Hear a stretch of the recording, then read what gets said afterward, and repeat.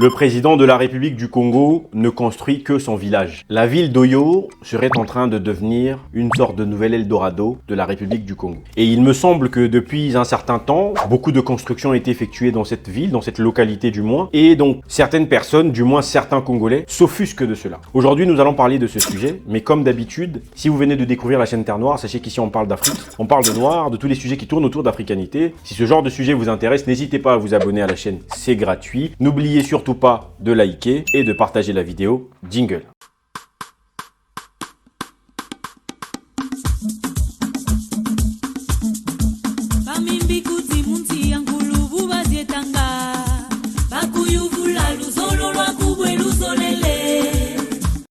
Alors, la localité d'Oyo, pour celles et ceux qui ne savent pas, est une localité qui se trouve au centre de la République du Congo. Et depuis un certain temps, un certain nombre de travaux, d'infrastructures sont en train de se faire dans cette localité. Je vais en citer quelques-unes. On a le cas de l'inauguration d'un centre de recherche pour les énergies de demain. On a le cas des travaux d'une université privée. On a la construction du port fluvial aussi qui s'est effectuée. Il y a eu la construction de l'hôpital Edith Lucie Bongo. On a un certain nombre de grands travaux qui ont été effectués dans cette localité d'Oyo. Oyo devient donc quelque part une sorte de lieu où finalement la vie devient de plus en plus belle. Une sorte de transformation finalement d'un coin qui était jusqu'alors une campagne à une vraie ville et une vraie grande ville. Quand je dis une campagne, je parle vraiment de l'image que renvoyait ce coin. Mais je tiens déjà à rappeler que Oyo est une ville. Il y a donc dans cette ville un certain nombre de lieux mythiques aujourd'hui qui sont en train de se construire. Beaucoup de travaux continuent encore. On voit beaucoup de grands travaux, notamment des routes. Il y a de grands hôtels qui se construisent. Oyo est donc aujourd'hui à l'image un peu du développement de ce que devrait potentiellement être toute la République du Congo. Ça, c'est clair. Alors, plusieurs critiques se font sur le fait que le président, aujourd'hui, est accusé de ne construire que son village. Je tiens à rappeler que le président de la République est d'Edou. Edou, qui est une localité à proximité d'Oyo. Mais j'ai l'impression que quelque part, les Congolais deviennent fous. Parce que j'ai l'impression que certaines personnes, qui sont les mêmes qui se plaignent très souvent que le président de la République est en train de construire, semble-t-il, son village, qui est donc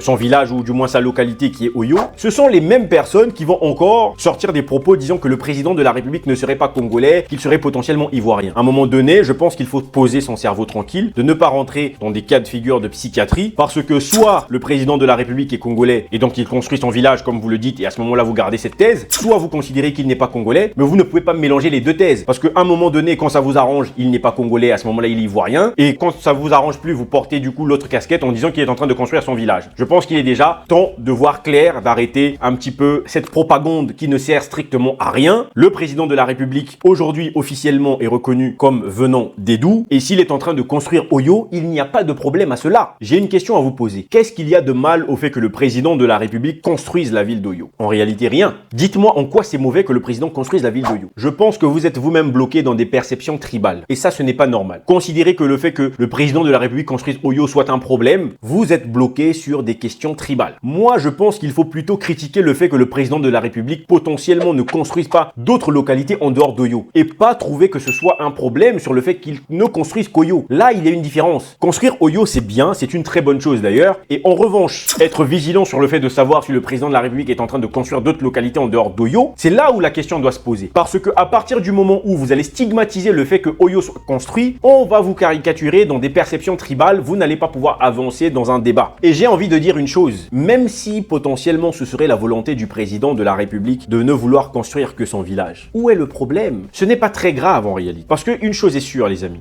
nous sommes tous Congolais. Nous n'appartenons pas aux régions dans lesquelles nous avons des origines. Nous sommes Congolais. Donc j'ai envie de vous dire, si à un moment donné Oyo devient Miami et que les gens sont en train de souffrir à Dolisie, mais je prends mon vol, je vais à Oyo. C'est aussi simple que ça. Si à un moment donné je me retrouve dans une localité où je souffre et je vois que Oyo là-bas, ça devient Dubaï. C'est très simple, je suis Congolais. Je prends mes affaires, je vais chercher la vie à Oyo. De la même façon que les Congolais quittent leur pays pour aller à l'étranger, pour aller en France, pour aller aux États-Unis, je ne sais pas où, pour aller chercher la vie, là où en plus ils ont des problèmes de papier. Mais je trouverais que ce soit magnifique qu'on nous crée un Miami quelque part au Congo où les gens peuvent y aller sans qu'on leur pose encore les histoires de papier. Le Congolais doit s'installer où il veut. Nous devons sortir de ces perceptions tribales. Oyo, c'est le Congo. Je vais à Oyo quand je veux à Ifondo quand je veux, je vais dans la Lekumu quand je veux, je vais à Dolisie quand je veux, je vais à Nkaï, à Madingu, à Inyele, ce que vous voulez quand je veux. Je n'ai pas besoin de me poser la question de savoir d'où est-ce que je viens pour savoir si je peux aller à tel ou tel endroit. C'est comme ça qu'un Congolais doit voir. Donc si vous avez quand même des gens qui ont voulu construire une localité dans leur perception tribale, ne vous laissez pas embarquer vous aussi par votre perception tribale. tribale. Considérez que c'est le Congo, vous allez partir là-bas, vous allez y vivre si là-bas il fait mieux vivre. C'est aussi simple que ça. Maintenant, si un jour on nous sort maintenant une loi, une constitution qui nous dit que finalement nous ne sommes plus congolais